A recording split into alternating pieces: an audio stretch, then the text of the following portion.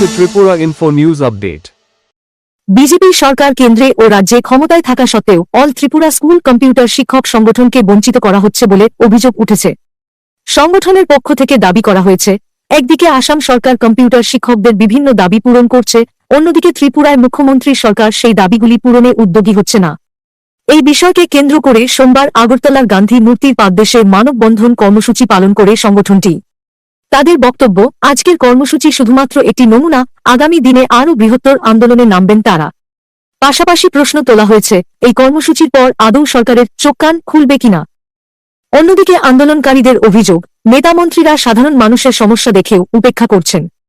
জনগণের বিভিন্ন সমস্যা সমাধানে সরকার ব্যর্থ হলেও নেতামন্ত্রীদের সুযোগ সুবিধা ও ভাতা ক্রমশ বাড়ছে বলে দাবি তাদের। অথচ সাধারণ কর্মচারীদের অবস্থার কোনো পরিবর্তন হচ্ছে না। বিভিন্ন দাবি দাওয়া নিয়ে সরকারের বিরুদ্ধেই সরব হয়েছে ত্রিপুরা ঠিকা মজদুর সংঘ। আজকে আমাদের কর্মসূচিটা হচ্ছে কম্পিউটার টিচাররা অল ত্রিপুরা স্কুল কম্পিউটার টিচারের 365 জন আমাদের যে কার্যকর্তা মানে যে এমপ্লয়ি তাদেরকে বাদ দেওয়া হয়েছে, তাদের মেয়াদ সম্পন্ন হয়ে গেছে। কিন্তু আমরা বারবার সরকারের কাছে গেছি তাদেরকে আবার রিঅ্যাপয়েন্টমেন্ট করার জন্য, কিন্তু রিঅ্যাপয়েন্টমেন্ট হয়নি। বারবার আমাদেরকে সিএম এর দপ্তর থেকে ডেট দেওয়া হয়েছে, কিন্তু প্রকৃতপক্ষে কাজ আমাদের কিছু হয়নি। আমাদের পাশের রাজ্য যেহেতু আসাম, সেখানে 5 বছর অতিক্রান্ত হওয়ার পর তাদেরকে নিয়মিত করা হয়েছে। আমাদের দাবি হচ্ছে যে সরকার 2021 সালে এই ত্রিপুরাতে যে কম্পিউটার শিক্ষা ব্যবস্থা চালু করেছেন, আমরা চাইছি যে এটা শিক্ষা ব্যবস্থার মধ্যে একটা ইলেকট্রিক সাবজেক্ট করার জন্য, মানে কম্পালসারি সাবজেক্ট যাতে করা হয়। কারণ আজকালের যুব সমাজ, ছাত্র সমাজ যখন যুব সম্প্রদায় সমাজে যাবে, তারা যাতে কম্পিউটার শিক্ষায় যাতে উন্নত হতে পারে, প্রতিষ্ঠিত হতে পারে, তার জন্য। পাশাপাশি আমরা চাইব যে আমরা কিন্তু চাইছি না, আমরা চাইছি 365 জনকে আপাতত রেগুলার করা হোক, আর বাদ বাকি যারা আছে তাদেরকে বিভিন্ন যে সুযোগ সুবিধাগুলি, সরকারি সুবিধাগুলি আছে সেগুলি প্রোভাইড করা হোক। তার জন্য আজকে আমাদের মানববন্ধন।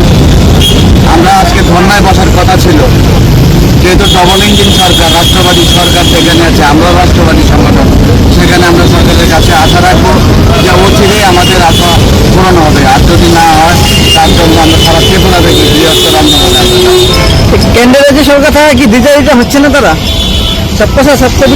কথা বলতে কি ডবল ইঞ্জিন সরকারের সুবিধাটা সম্ভব হয়তো আমরা পাচ্ছি না। কি ভাবছেন, মানে নেতা মন্ত্রীরা তো কোথাও একটা গলত হচ্ছে, সরকারকে ভুল বোঝানো হচ্ছে। আমরা চাইবো আজকের এই আন্দোলনের মধ্য দিয়ে যে বার্তাটা ওনার কাছে পৌঁছবে, উনি এই বিষয়টা ভেবে চিনতে যাতে সেই বিষয়টাকে ইমপ্লিমেন্ট করে, আমরা সেটাই চাইছি। কারণ সরকারটা আমাদের। আমি বলি, লেবার কোড এবং সুপ্রিম কোর্টের যে লেবার কোড সংশোধন করা হয়েছে, আপনারা জানেন 4টি লেবার কোড করা হয়েছে, 2টিকে আমরা সমর্থন দিয়েছি, বাকি 2টিকে সংশোধন করার কথা আমরা বলছি। কিন্তু মহামান্য সুপ্রিম কোর্ট যে আদেশ দিয়েছেন যে আগামী কিছুদিনের মধ্যেই যে ন্যূনতম বেতনক্রম ধার্য করেছেন, সেগুলি অবশ্যই ইমপ্লিমেন্ট করতে হবে। একটা কম্পিউটার শিক্ষক পায় কত মাসে? 8,000, 10,000, 12,000।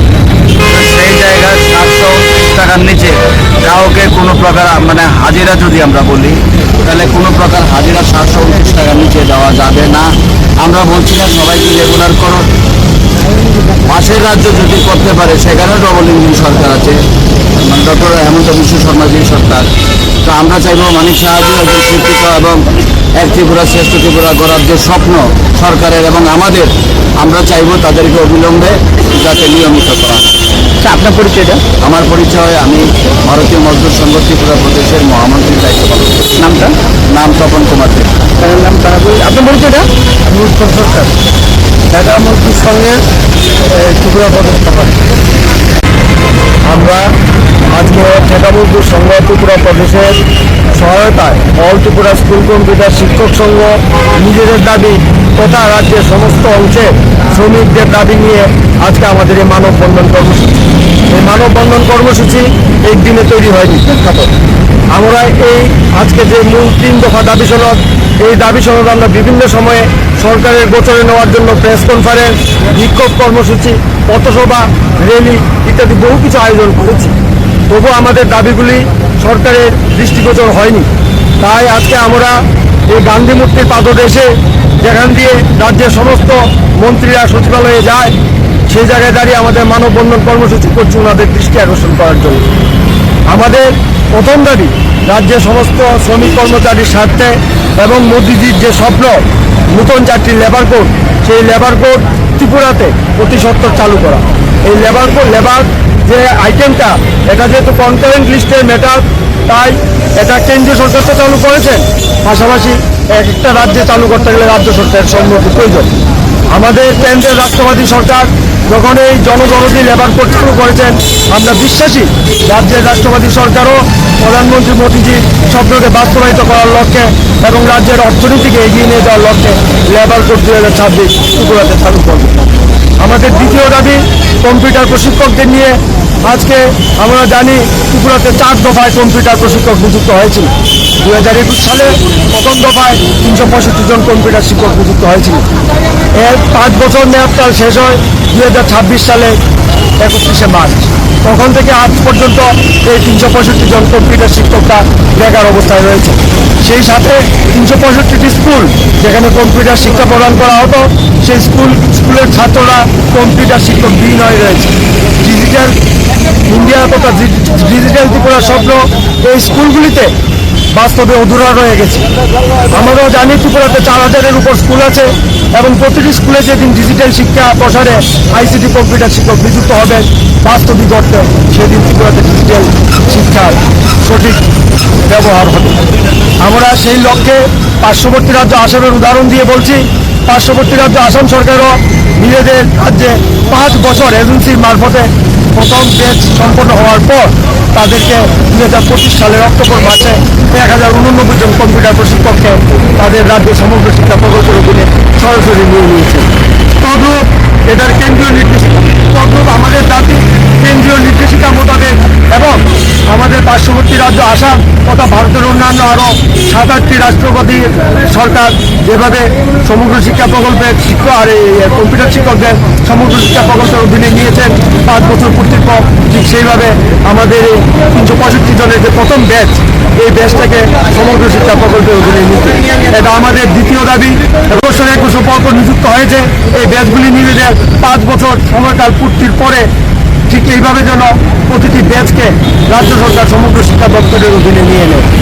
এই নিয়ে শুধু ত্রিপুরার কম্পিউটার প্রশিক্ষক স্কুলের ছাত্রছাত্রী শুধু লাভবান হবে না, এতে বিশাল সংখ্যক লাভ ত্রিপুরার জনগণের এবং অর্থনীতির হবে। আপনারা শুনলে খুশি হবেন যে নতুন লেবার কোডে বলা হয়েছে যে 20,000 টাকার নিচে কারোর বেতন নয়। কারণ কি, যে মিনিমাম যে ফ্লোর ওয়েজ 581 টাকা পার ডে, এটা কেন্দ্রীয় লেবার কোডে বলা আছে। কোনো রাজ্য সরকার চাইলে এর নিচে দিতে পারবে না, কিন্তু এর উপরে দিতে পারবে।